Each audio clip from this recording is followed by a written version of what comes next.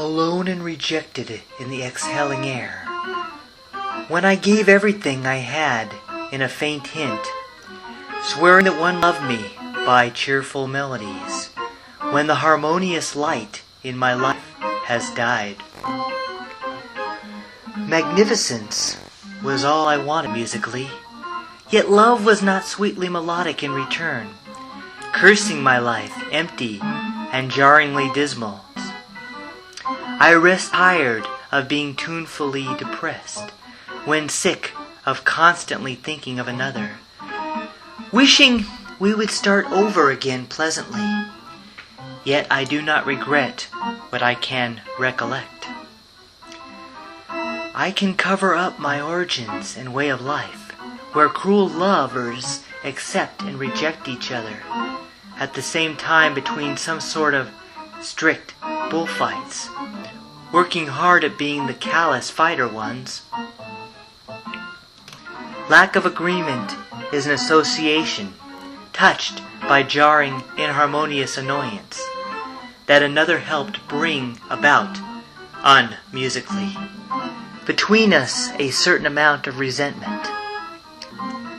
Other words finished with its great intensity, salvaged by a sweet harmonious distraction, resentful at the tuneful justification. I breathe deeply in a deep line of poetry, adding another fabulous depth with green candles, which would be the only thing I could be sure of, in a memory that is a little too wet. I want to run away when the door is way off, at the other end of hallways further away, as my tuneful bedspread is going up, down.